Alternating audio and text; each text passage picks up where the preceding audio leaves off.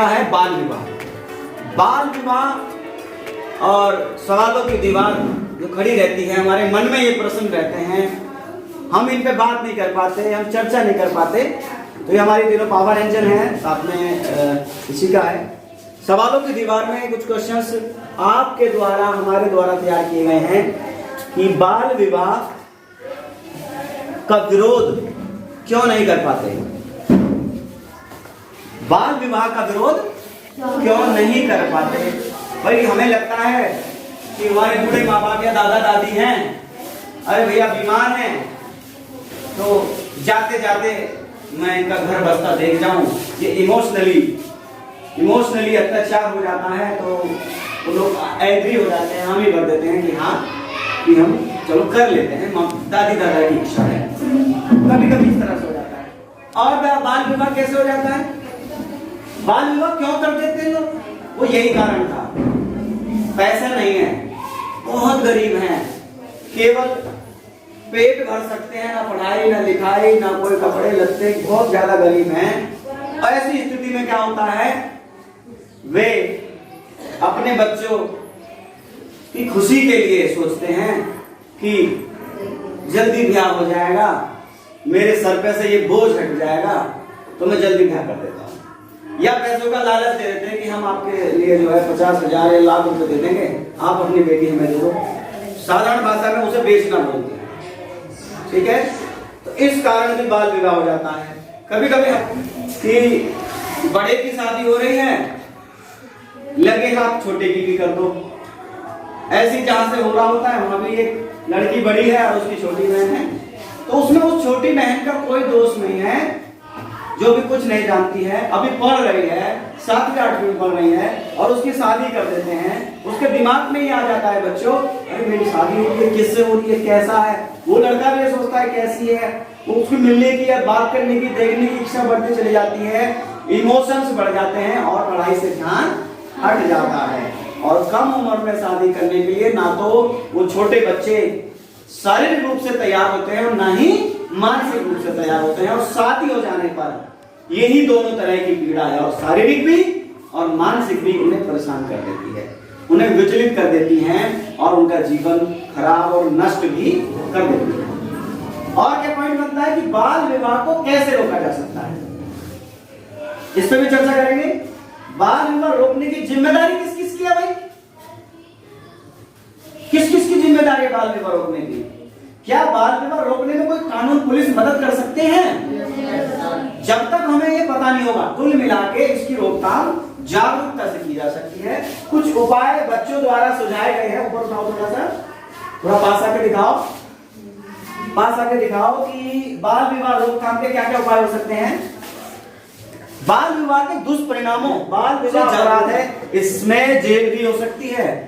जब हम लोगों को जागरूक करेंगे, माँ बाप को ये जागरूक करेंगे, उन्हें बताएंगे भैया ये कानूनी अपराध है, इसमें जुर्माना भी लगेगा और जेल भी हो सकती है, आप ये बहुत गलत कर रहे हैं, आप अपने बच्चे के साथ अत्याचार कर रहे हैं, अन्याय कर रहे हैं, उनको जागरूक किया जाएगा, कुछ कानून का भय भी उन्हें दिखाया जाएगा। चाइल्ड हेल्पलाइन 1098 और महिला हेल्पलाइन 1090 पर शिकायत कर सकते हैं। आप छोटे बच्चे हैं या आपको कुछ नहीं सूझ रहा कि इसको कैसे रोकूं मैं, उनकी मेरे साथ कोई लड़की पढ़ रही है, मेरी सहेली पढ़ रही है, उसकी शादी तय हो गई है और मुझे ये जानकारी मिली है कि ये सही नहीं है, तो उसको कैसे रोका जा सकता है। आप शिकायत कर सकते हैं, घर बैठे मोबाइल से फोन डायल कर देना 1098 या 1090, या पुलिस हेल्पलाइन पे भी आप कॉल कर सकते हैं, जिसका नंबर है 112। Very good. तो तुरंत पुलिस आकर के उस पर कार्रवाई करेगी और उस विवाह को रोक सकती है, ठीक है। और क्या हो सकता है, देखिए शिक्षा में कौशल विकास को बढ़ावा दें ताकि किशोरियां आत्मनिर्भर बन सकें। देखो ये दिमाग में आ जाता है माँ बाप के कि लड़कियां पराया धन है, मुझे इनकी शादी में पढ़ाई में इतना सारा खर्चा करना है, इन्हें रहना अपने घर ही है, इन्हें रोटी चूल्हा चौकी जलानी है, ये दिमाग में आ जाता है, जबकि ऐसा नहीं है। शिक्षा कौशल विकास को बढ़ावा दें, मतलब बच्ची को खूब पढ़ाएं, बहुत अच्छी शिक्षा दें, पढ़ा लिखा के कामयाब बना दें, तो वो बोझ नहीं लगेगी।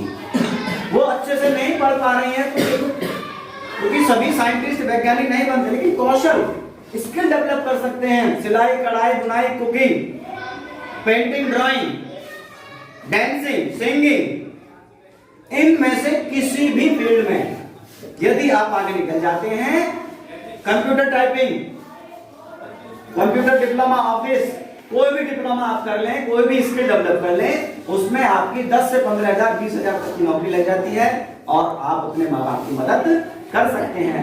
यदि आप बहुत अच्छे से पढ़ लिख गए, डॉक्टर, इंजीनियर भी बन सकते हैं, क्लर्क बन सकते हैं, टीचर बन सकते हैं, उसके बाद क्या माँ बाप कह पाएंगे? कह पाएंगे माँ बाप? नहीं कह सकते कि लड़की बोझ नहीं है।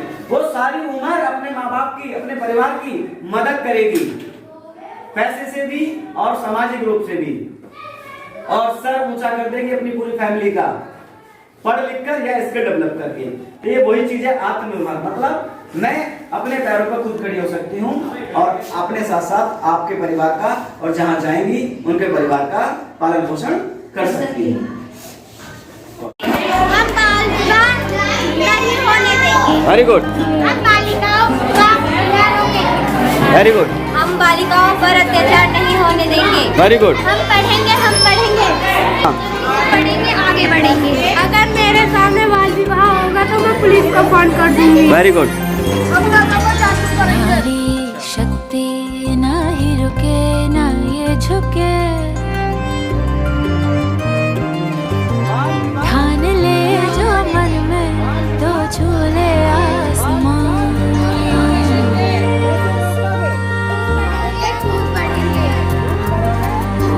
हर पल यहाँ वीरांगना कैसे करती सुरक्षा।